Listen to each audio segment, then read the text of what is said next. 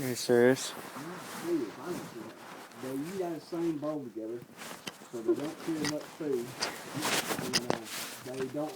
They got a little tarp like deal that he made. All their clothes he sewed, and I spent 2 nights at Bill's Gap with them when an ice storm come through, and they're real nice people. Mom and Pa, what they go by. Pa. They're in their 60s, both of them, and man, they move. Huh. Well, some of us people in their 60s move.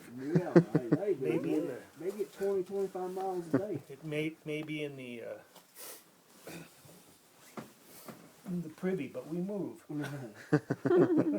That guy that was going southbound, he said he had enticed them somewhere way on up, and he knew him, had talked to him, said he liked him, said there's nice people. I said, yeah, they're real good people. But I was coming over Blood Mountain. We had camped on the other side of Blood Mountain on the other mountain that night, and it wasn't that bad. It was windy. Sometime during the night, it started icing and spitting snow. Woke up next morning, and everything was iced over. So we packed up real quick and started hiking. And boy, it was with me, a young kid, so he took on off. And I just pedaled on down the trail.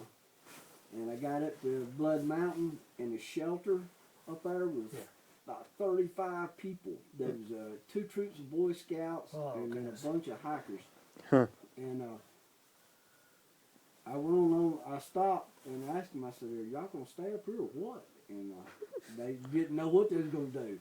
So I got about halfway down Blood Mountain on their side toward Nils Gap, and I bumped into a ranger. Yeah. And he asked me, how it was going. I said, pretty cold. He said, yeah, you got ice in your beard. He said, I say it's cold. I said, what are you doing? He said, I was just out here checking on people. I said, well, you got about 35 up there in that shelter. You need to go check on them. I said, well, they ain't got no fire going. They all just standing around looking at each other up there. I said, I don't know what they're going to do. I said, there's a bunch of kids up there, Boy Scouts. He said, yeah. He said, that's why I come out here for. I said, a couple of the kids' mothers had called.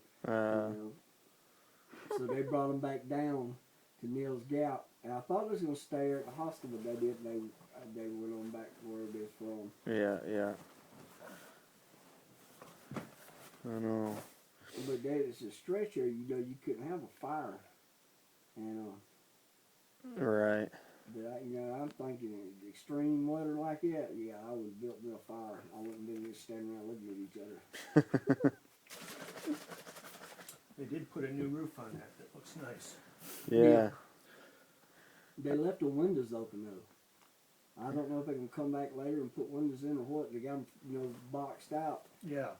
Yeah. But that was just open. Mm-hmm. Yeah. I was hoping that they'll come back, but They cemented the chimney up. You can't build a fire on no more. No, right. Who was it? Someone was telling us that they ripped all the people were ripping the shingles off the roofs and the window seals and everything off to put in the fireplace, and that's why they sealed that fireplace up.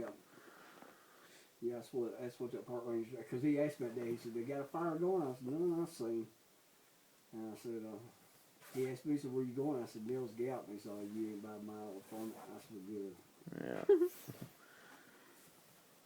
And it was all downhill, and I do good going downhill. I'll never understand why down here in the south, of course, again, we're all starting earlier than people ever thought they'd start. Mm-hmm. But like I said, I started in '72 on April 2nd. I just can't figure out why you rely on white blazes painted on rocks coming down the north side of Blood Mountain. Yeah. And if you had an inch of snow, you'd not be able to see anything. And there's some open spots there that you wouldn't know which way to go. Yeah, that's right. And all we got to do is find some loose rock and put it in the piles and make cairns. Mm-hmm. I put that on my blog. That's true. I never thought of that, but that makes total sense. Because once you come over it, it's all there's different openings there within the trees. Well, I'll tell you where it got me screwed up. We had an April 2nd snowstorm in 2005, and